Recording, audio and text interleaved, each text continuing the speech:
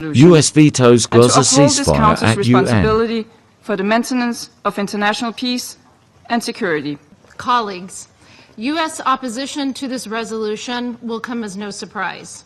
It fails to condemn Hamas or recognize Israel's right to defend itself, and it wrongly legitimizes the false narratives benefiting Hamas, which have sadly found currency in this Council. Council members ignored when the United States made clear that this resolution was unacceptable. The Council instead adopted for performative action designed to draw a veto that extends Hamas terrorists and those who fund them and support them and gives them a lifeline. Let's recall that Hamas started this brutal conflict on October 7th, 2023, when it perpetrated the worst massacre and kidnapping of Jews since the Holocaust. To the approval of its supporters who took to the streets on October 8th to praise what Hamas had done, Hamas promises to repeat October 7th. Despite everything, Hamas has no regrets. The lives of Gaza's civilians in harm's way are mere tools in the project to destroy Israel. This resolution has other serious defects beyond just failing to condemn Hamas. First, the United States has stressed since this conflict began that Israel has the right to defend itself. This resolution seeks an immediate, unconditional, and permanent ceasefire that would leave Hamas in a position to carry out future October 7th attacks, as it has threatened to do so many times. This resolution draws a dangerous false equivalence between Israel and Hamas. For these reasons, the United States of America will vote against the draft resolution and urges delegations to join us in voting against it. I thank the representative of the United States for the statement. I shall put the draft resolution to the vote now. Will those in favor of the draft resolution contained in document S/2025/583 please raise their hand?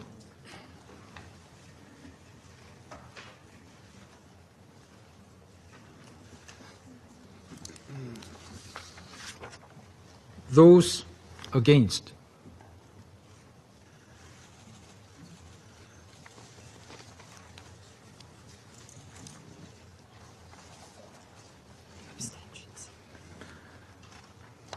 There's no abstentions. The result of the voting is as follows. 14 votes in favor, 1 votes against, 0 abstentions.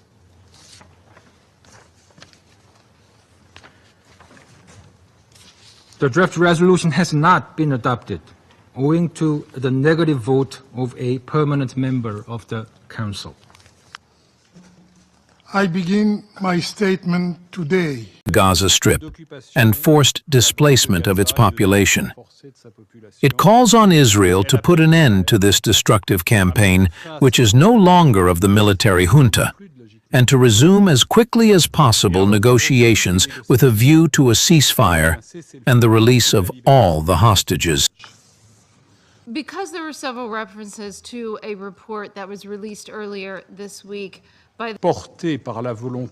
carried by the will of the great majority of UN member states to create a new and unprecedented political and collective dynamic that opens the way to a new path of peace and security for all in the region. A genuine effort for the Council to speak with one voice. Unfortunately, we need a ceasefire more than ever.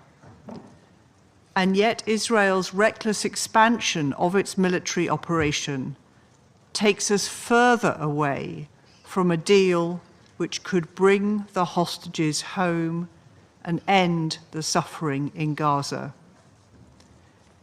We are witnessing an entirely man-made famine in Gaza, and images of starving Palestinians killed while desperately seeking scraps of food for their families. And this week, Israel struck Gaza City Children's Hospital. Newborn babies in incubators and children on dialysis should not be under bombardment. We urge Israel's government to end the bloodshed, which has already cost the lives of 65,000 Palestinians, and to immediately lift its restrictions on the entry of aid and allow the UN and humanitarian agencies to save lives. But that is not the end, and it will not be the end, as many of you said. China is deeply disappointed by the result of today's vote. The conflict in Gaza has been dragging on for nearly 2 years, causing an unprecedented humanitarian catastrophe. Time and again, the Security Council has attempted to take action only to be forcefully blocked by the United States. We cannot help but ask, how many more innocent lives must be lost before a ceasefire can be achieved in Gaza?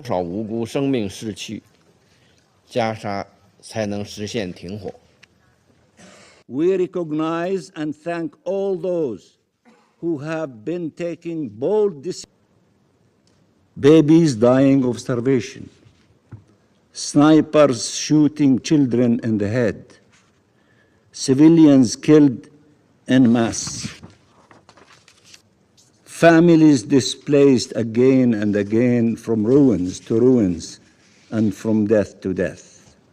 UN personnel and doctors and humanitarians and journalists targeted. Devastation and destruction rained down, pulverizing an entire society. And Israeli officials openly mocking all of this and praising the real state value of Gaza. This draft resolution represents the bare minimum that humanity, legality, and morality dictate. It is deeply regrettable and painful that it has been blocked, preventing the Security Council from playing its rightful role in the face of these atrocities and to protect civilians in the face of genocide. A refusal to face facts is not neutrality, it is a choice. We would like to thank the United States for showing leadership and moral conviction by vetoing this biased resolution. The meeting is adjourned.